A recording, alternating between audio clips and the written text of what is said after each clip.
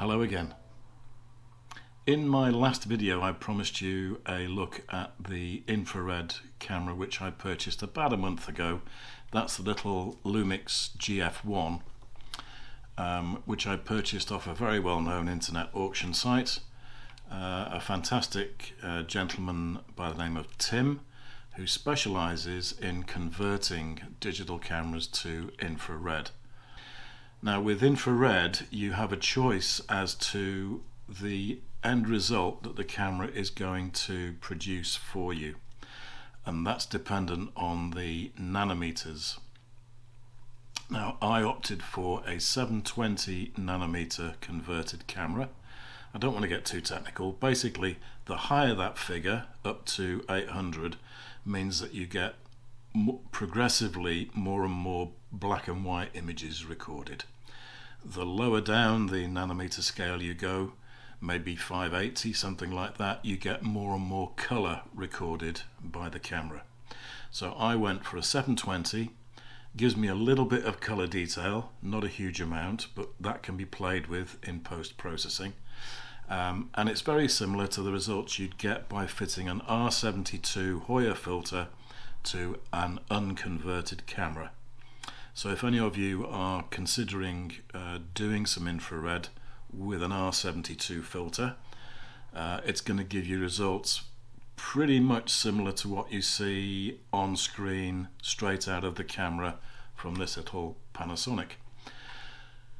The biggest difference is that if you use an unconverted camera and put an R72 filter on the front of it, unless you are using a very high megapixel modern mirrorless camera, the chances are you're going to have to put your camera onto a tripod.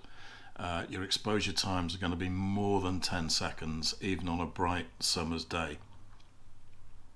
I do believe there are people now with usually full frame mirrorless cameras, 40 megapixel jobs with great dynamic range that don't generate a lot of noise, that are able, I believe anyway, to shoot handheld with an R72 filter. I've not sort of seen that many results from people claiming to do that, but it sounds like it's a thing. It's possible anyway. For me, the cost of that kind of outfit would be way too much. For those of you that follow the channel, you know that I'm a great believer in using more inexpensive equipment, if I can use that terminology. And I have an inbuilt hatred of using tripods. So I went for the little Panasonic Lumix GF1, cost me £90 body only. If you're interested, I'll put the link to Tim's auction site in the notes down below. But really good guy. He was very clear with me. And I'll come on to some of the detail parts either later on in this video or in the next one. I don't want this particular video to drag on for too long because it's a very technical subject. What I thought I would do is to let you have a look at some footage I shot in two different locations earlier on this week. Sadly, I hadn't got the GoPro with me when I did the infrared shooting. So I went back to these two locations and just did a bit of video with the GoPro so that you could see what the places looked like in reality and then compare them to the infrared results. So without any more waffling, which is something that I do quite a lot of, let's cut to the video and I'll see you at the other end.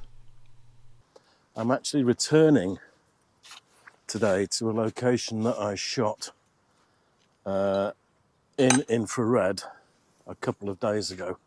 Just let me get through this gate. It's very important for me to close the gates around here. I'll explain why in a little while.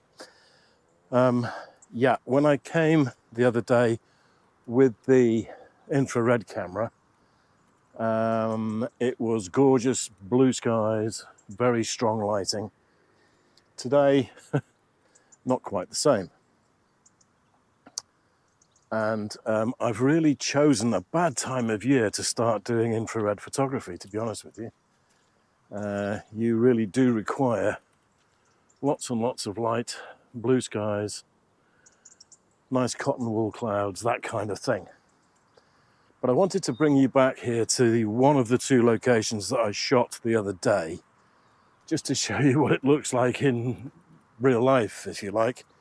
In other words, not infrared. And this is Walton Park Cemetery in Liverpool, North Liverpool. And it's a parochial cemetery, which means that nearly all of the sad departed who are interred here were paupers.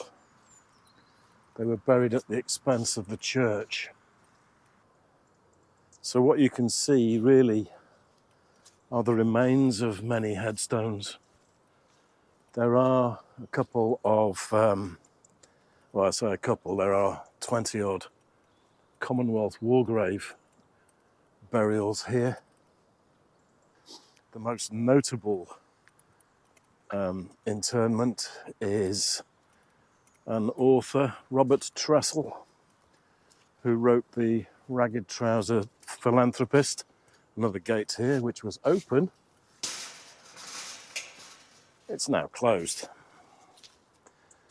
I've not been able to find his headstone. It was lost for many years, and it's a sad story for Mr. Tressel because he wrote his book, Ragged Trousered Philanthropist, but publication was refused by 3 different publishers.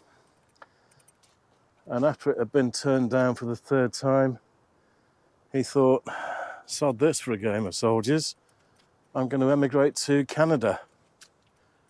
And although he lived in Sussex, down on the south coast of the UK, he came up to Liverpool to get his ship in the hope of moving out to Canada. But just before he was due to sail, he contracted tuberculosis and he died. And that's why he's buried here somewhere. And you might notice over the fence here, we have some sheep.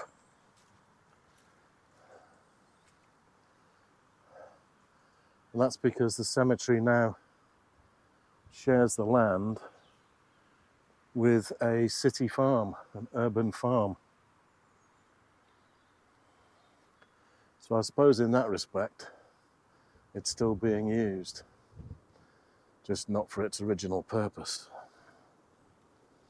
Anyway, I shall turn around now and just let you have a look at this view here, which I shot in infrared the other day in very different lighting conditions.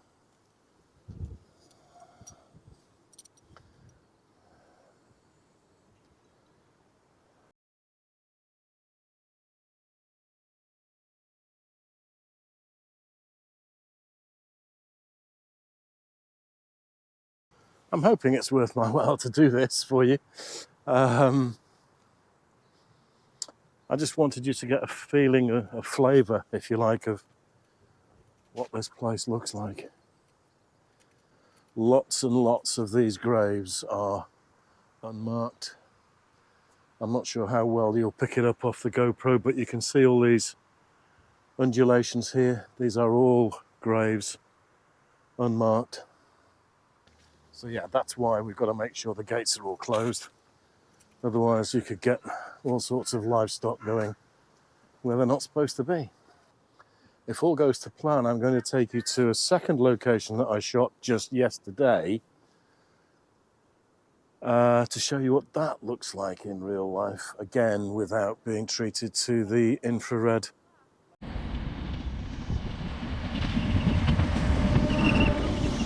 Well, here we are, location number 2. This is St. Luke's Parish Church in Liverpool, built in the early 19th century. It's known almost universally as the bombed out church, hopefully for reasons that are self-apparent.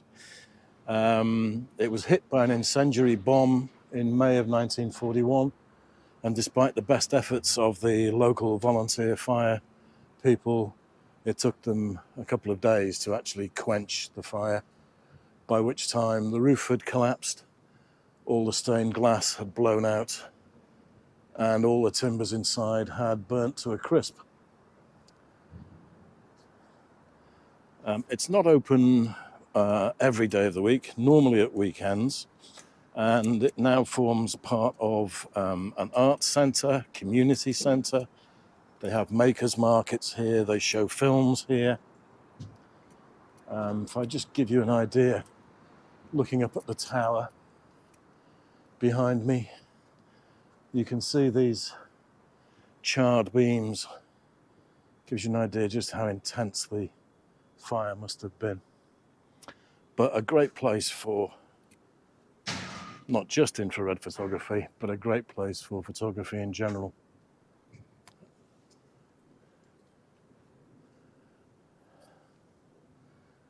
So now, thanks to my very friendly volunteer, I'm going to head off back, get these on the computer and see what sort of images we can get out of it. So I'll see you soon.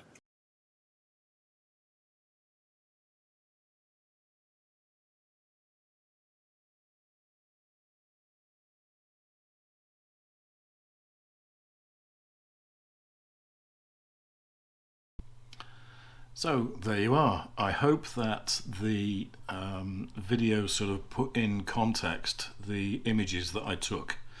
The one in the cemetery and the one in St. Luke's, the bombed out church.